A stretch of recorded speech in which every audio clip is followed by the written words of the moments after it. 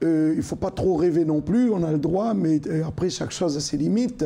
On a fait 3 semaines de campagne. Personne ne nous attendait. Je suis très content d'avoir au moins secoué le cocotier, d'avoir au moins dit ce que pense l'économie de Mayotte. Parce que, quoi qu'en disent certains syndicats, mais qu'on le veuille ou non, je suis un représentant économique à moi tout seul. J'ai besoin de personne pour représenter l'économie, puisque moi-même, je suis plein pied dedans. Donc, je représente ce que je représente, c'est-à-dire à peu près 400 familles, ce qui n'est pas rien à l'échelle de Mayotte.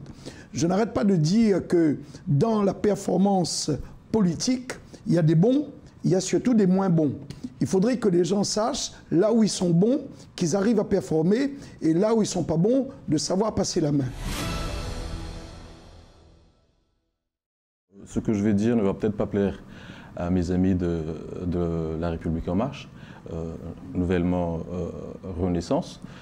C'est que pendant tout le mandat, au lieu de défendre l'action du gouvernement au niveau local, tous ces partisans étaient en train de réfléchir comment remplacer les députés et sénateurs en place. Et pendant ce temps-là, vous avez une Estelle Youssoupha qui, on peut tout lui reprocher par contre, qui avait une thèse à défendre, c'était d'extrême droite, mais elle a été assidue dans sa tâche, alors que ceux de la Renaissance, de La République En Marche, à aucun moment n'ont défendu l'action du gouvernement. Ce qui fait que l'action du gouvernement n'a pas été comprise au niveau local. Le bilan de Mme Ali n'a pas été assez diffusé pour que la population puisse s'en imprégner. Les taximens étaient en grève ce matin en Petite Terre. Face à l'inflation, ils demandent à l'État une hausse des tarifs des courses. Et si on est là pour faire la grève, ce n'est pas pour pénaliser la population, pour nos clients, ça c'est sûr et certain. Parce qu'on a fait déjà, comme je dis l'autre coup, on avait envoyé un préavis. Ça fait une semaine de là, au moins que le préfet il nous reçoit, il ne nous a pas reçus. C'est à cause de ça qu'on a dégénéré, arrivé jusqu'à ce point-là. Mais normalement, si nous avaient reçus, on n'aurait dû pas être là. Si certains chauffeurs n'ont pas suivi le mouvement, ils ont été incités à stopper le travail ce matin, de quoi provoquer de nombreux désagréments. Je vais à l'abattoir, ça fait à peu près une demi-heure que je suis là. Bon, après, j'ai vu qu'il y a la grève des taximens en Petite Terre. Après, j'ai trouvé une autre solution, des collègues viennent me chercher. Si pour l'heure la préfecture ne souhaite pas accéder à cette demande d'augmentation des prix, les professionnels du secteur se disent confiants. Les tarifs ils vont sûr et certain augmenter, sans souci. Mais comme je disais tout à l'heure, on a 3 modèles de tarifs qu'on veut aller essayer de les présenter à la préfecture. Il y a le tarif, par exemple, qu'on a fait comme un exemple qui doit être à partir de 1,80 € à 2 €, voire même à 2,50 €. C'est-à-dire sur ces 3 modèles-là. Donc là, comme je disais encore une dernière fois tout à l'heure, on attend les autres qui sont partis à l'extérieur. Ils sont partis au moins pour 10 jours. Et ensuite, ils vont arriver pour définir ce qu'on doit décider et aller présenter le dossier à la préfecture. S'ils n'obtiennent pas gain de cause, les taximens promettent que la grève sera illimitée.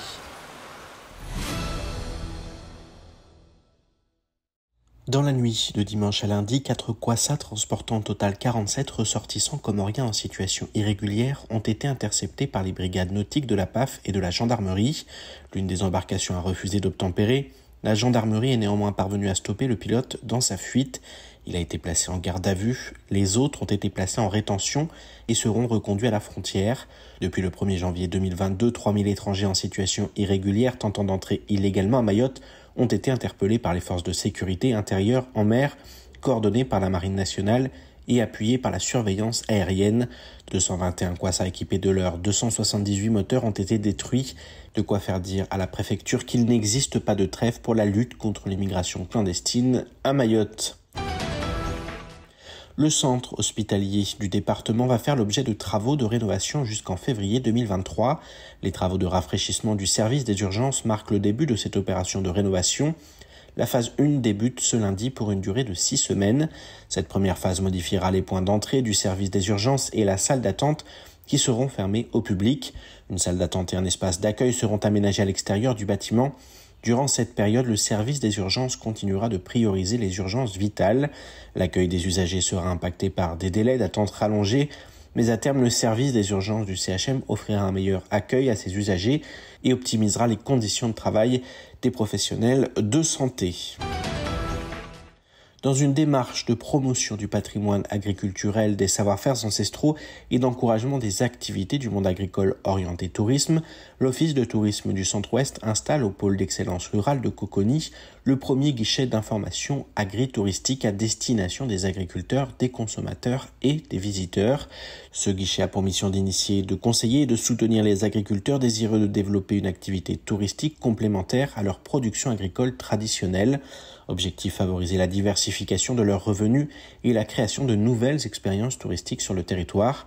Parmi eux figurent l'accueil de visiteurs sur une exploitation, la création de gîtes, de chambres d'hôtes, d'hébergements insolites ou de camping, la vente de produits agroalimentaires, la restauration au champ et autres loisirs. Aujourd'hui, l'ARS de Mayotte, en partenariat avec le CROSS, lançait la première édition de la semaine dédiée à la qualité de vie au travail autour du thème sport et cohésion d'équipe. Bienvenue à la semaine QVT lancée par l'ARS. Pour nous, la qualité de vie au travail, c'est quelque chose d'absolument primordial.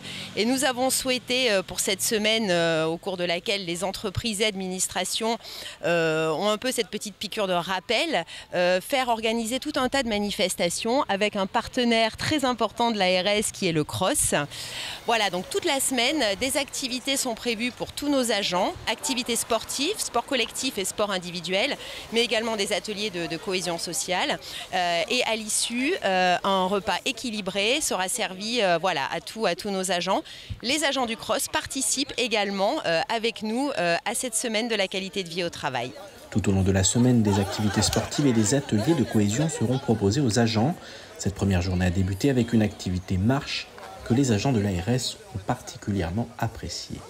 Ça m'arrive, oui, de le faire toute seule. Ça devient de moins en moins fréquent. Et justement, là, j'ai profité de cette occasion pour essayer de pratiquer une activité physique, vu qu'en dehors du cadre personnel, privé, je n'ai plus trop le temps. C'est pas dur, c'est pas trop dur, parce que j'ai vu que mon équipe est bien motivée.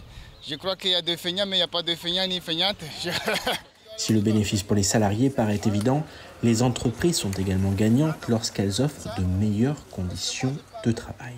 Pour que les entreprises puissent être beaucoup plus rentables, il faut installer ce genre de dispositifs dans les bureaux ou dans les entreprises pour que les salariés puissent s'y retrouver, avoir des moments d'activité pour qu'ils puissent être beaucoup plus rentables dans leurs fonctions.